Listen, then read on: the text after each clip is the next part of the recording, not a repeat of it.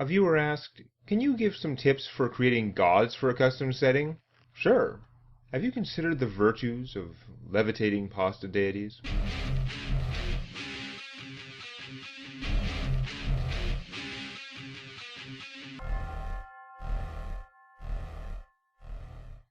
Tips for creating a pantheon of gods. The best advice I've heard on the subject actually came to me after I had designed the pantheon stuff for the setting of Tales from my D&D campaign. And that is, when older cultures, Babylon, Assyria, etc., created gods, those gods were described as people first, symbols second. Ashurbanipal did this, felt that. They tended to be proud, jealous, quick to anger. They were motivated by their flaws and desires, as humans are. It was largely Romans who promulgated the god of sailing, god of homes, god of cooking, god of X model, at least in Western culture. I think India had that covered in the East. So if I were making a new pantheon of gods, I would start by making a few larger-than-life characters. Not like game stats, like literary characters. Each of whom had a couple epic tales or deeds they had accomplished.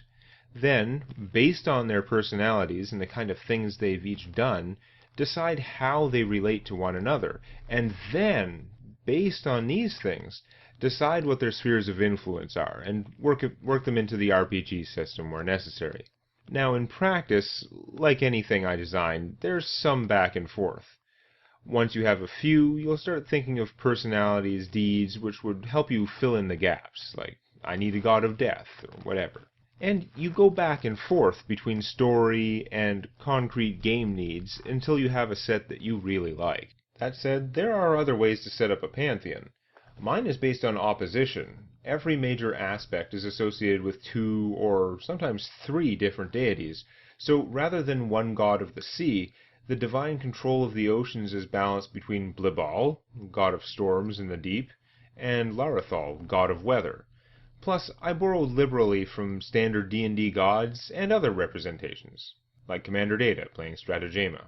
Or, if you want a lot of gods, I wanted fewer because I also have animistic spirits in my setting, but you might want to set up multiple whole pantheons.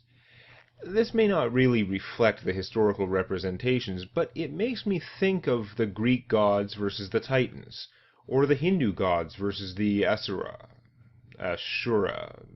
the ass gods. In this case, I would try to keep the pantheon smaller, spend less time on each deity, but I'd even be tempted to include a third pantheon, because I like to leave room for complexity. But basically, each group might have their king god, queen god, death god, etc., and while a few people might worship one specific deity, like a special order of monks might, most people, and even most priests, worship their entire pantheon as parts of a whole thing. Even if their team of gods have petty conflicts with one another, they all represent the way the world should be, and the other pantheon or pantheons want to replace them with a whole different natural order. Maybe the 2 main pantheons are fighting for dominance, but then have to set their battle aside when an older set starts breaking free from their imprisonment or banishment. I hope that all gives you some ideas. Do you have a question about running an RPG campaign or anything else? I'm not really an expert, but if people keep asking, I may take a stab at it. And check out the drama, humor, and ongoing illustrated story on Tales from my D&D campaign. If you enjoyed this, please click the like button, or on your touchscreen, please lick the like button. Warning, licking the touchscreen is not recommended.